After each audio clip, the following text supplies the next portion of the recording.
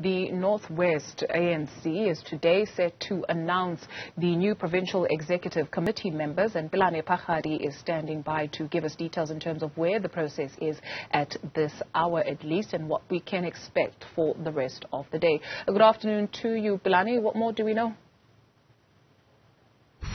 Well, there is the issue around the commissions currently that we are sitting, because they were supposed to break for commissions yesterday, but the nomination process and as well as the election of the PEC members took forever. As a matter of fact, it took almost the whole evening and as well as to the early hours of today, and that in itself led to that particular question of commissions being null and void. It did not happen yesterday. It did not happen in the early hours of the morning, but it's only happening now in one big commission where all of these matters, all of the commissions rather, will be actually one big commission within the plenary, and then the reporters will then run through the recommendations made by the policy conference, because you'll be very much aware that the policy conference sat not so long ago. So this is the first provincial conference that sits just beyond the policy conference. So a little bit easier to discuss the issue around the policy, but then there has to be a report from the policy conference that will then inform the discussion as far as the stance of the province. Well,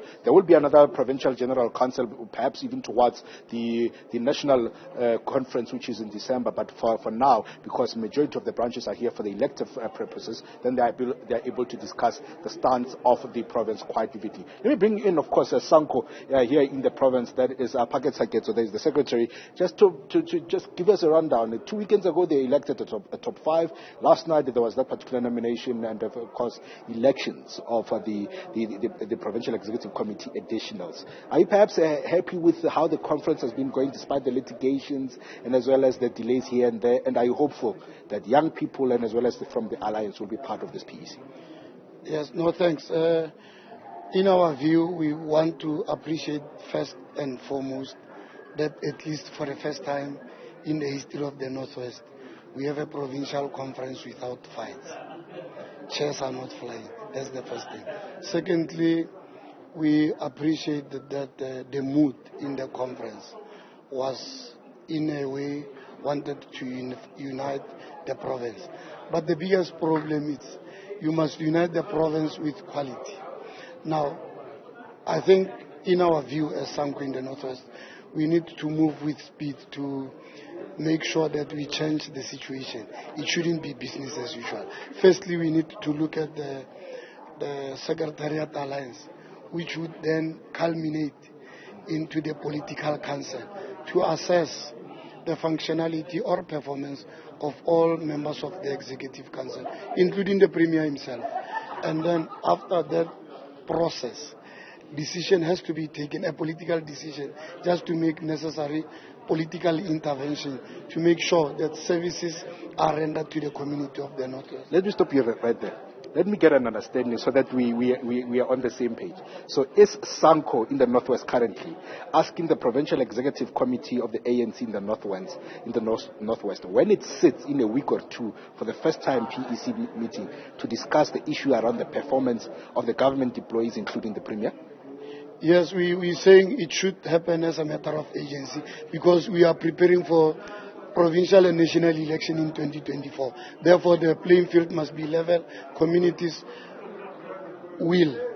must find expression in the process of the ANC-led government in the province by making sure that confidence of members of the community in the Northwest are back to trust the ANC, that the ANC is a leading party and the ANC has to deliver services to them. Am I also understanding you correctly that the SANCO does not want any kind of two centers of power we like to talk about mostly, and you want the new PEC to take decisive decisions about how they're going to be deploying within government, and as well as in ensuring that it is those who have a mandate from this conference to lead the I could say, service delivery that have plunged here in the Northwest over the years?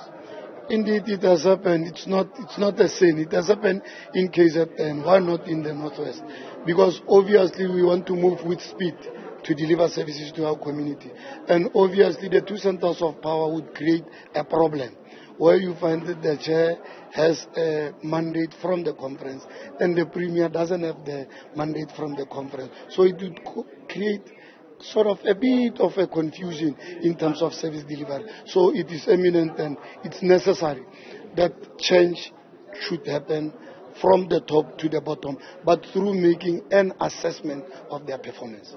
Definitely, Seaketso there of the Secretary of SANCO here in the province. I'm just going to be asking, actually, I'm seeing that Konopi there, perhaps to join me here. He is from COSATU. You heard what SANCO was saying, and that I think just to put it out there straight, I think with better understanding, is that they are demanding an urgent intervention as far as the administration of the province is concerned. There must be an assessment, including the Premier himself, and that must be an urgent matter, political urgent matter from the executive is concerned. Once they are done here, and there's been elections of additionals, then there was going to be a PEC meeting. At that PEC meeting, the SANCO wants it on the agenda, the assessment of all political office bearers, including the Premier. Perhaps that is something that one could be able to talk about, and that they say there must be no two centers of power, meaning the directives should be coming from this particular executive. Let me bring in, of course, Konopi from COSATU here in the province. You had your alliance partners say, you say that the first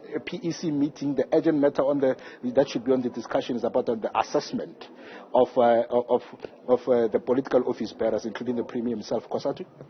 You would understand that we are here because of what transpired in 2018, the almost near to collapse of the governance in the Northwest province. And I would agree with SANCO to say that we need to do a thoroughgoing assessment in terms of the political office bearers, thoroughgoing assessment in terms of the state of governance from the provincial government down to the smallest local municipality in the province, so that we could be able to say, are we able to provide the needed services to our people? Are we able to do what we have promised to our people when we put in the manifesto to say this is what we are going to deliver? Are we able to transform the lives of the people of the Northwest and to transform the social standing of the Northwest? Are we able to dislodge the apartheid spatial development that we have inherited in the province? So I think SANCO is correct in that part, so that we can do that thoroughgoing assessment of the political office bearers, including from the provincial office to the local government level. And I can tell you, as far as government is concerned, there's been an absolute disaster as far as management of governance is concerned. Hence, Coxta is here in the province, including having placed a lot of municipalities under Section 100. But now, tell me now, what is it that, as COSATU, do you demand of the PEC and your alliance partners? What do you demand of it leaving this particular conference into ushering 2024 and as well as to the national conference of the ANC in December? The first thing is that we want the PEC to hit the ground running, to make sure that they hold all the deployees of the ANC accountable. And the second thing is they must deal with the high level of defiance and ill discipline in the province. Those who have been found in the wrong side of the ANC constitution, they must face the consequences, and they must hold all the deployees to be there. The third thing and the most last thing, we want the speed up of service delivery in the province. And we need to get the province that will have all the 19 local municipalities and the 4 district municipalities having a clean audit, including all the 10 provincial departments having a clean audit. We don't want to continue to see the province that continue to return money to the national treasury.